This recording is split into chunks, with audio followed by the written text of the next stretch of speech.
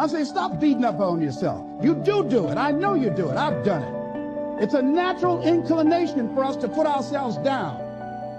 And when I start changing that kind of mindset of beating myself up because of my mistakes and start looking at the possibility of my doing better, of my making the adjustment that would enable me to do what I want to do successfully, things begin to change. And so if your life isn't everything it could be, you could ask yourself, well, what would happen if you just stopped wasting the opportunities that are in front of you? You'd be, who knows how much more efficient? 10 times more efficient, 20 times more efficient. That's the Pareto distribution. You have no idea how efficient you can get. It's off the charts. There will come times when you will feel like giving up. It's easier for a human being to think negatively than positively. That's why only 5% is successful. For 30 days, you must take control of your mind.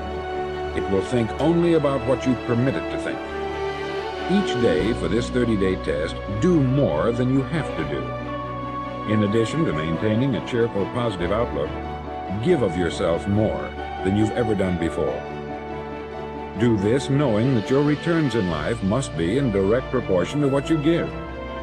The moment you decide on a goal to work toward, you're immediately a successful person.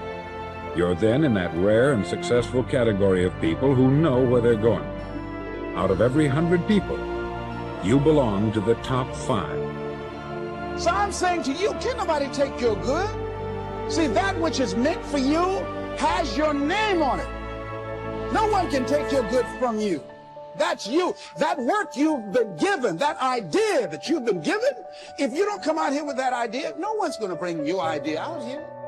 And I'm saying, in your hands, you have ideas. You have been given something to bring to the universe that was not here before you showed up. See, nobody, ladies and gentlemen, is going to give Les Brown's speech. This is my speech. It's not okay to make excuses. It's not going to slow people down. It's not okay to ask the world to stop so that you can step out front.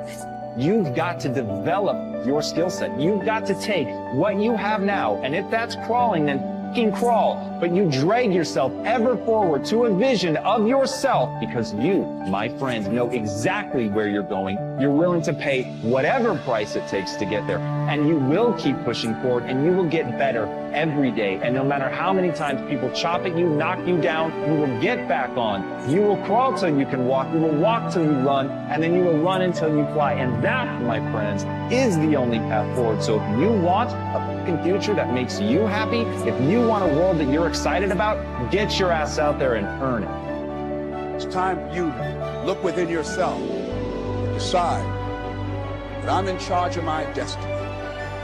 I'm in charge here. We've all seen how the person who assumes success tends to already have success. People who assume failure tend to have failure. When either failure or success is pictured, there is a very strong tendency for that picture to actualize as fact and become reality. To assure something worthwhile happening, therefore, first pray about it and test it according to God's will. Then print a picture of it on your mind as happening, holding that image firmly in consciousness. Continue to check that picture to God's will, that is to say, put the matter in God's hands and follow God's guidance. Work hard and intelligently, thus doing your part to achieve success in the matter. Practice believing and continue to hold the picture firmly in your thoughts. Do this and you will be astonished. Here are some practical suggestions for changing your mental attitude from negative to positive. Such a change will release the kinds of thoughts that can help you make creative changes in your circumstances. 1. For the next 24 hours, deliberately speak hopefully about everything. Your job, your health, your future.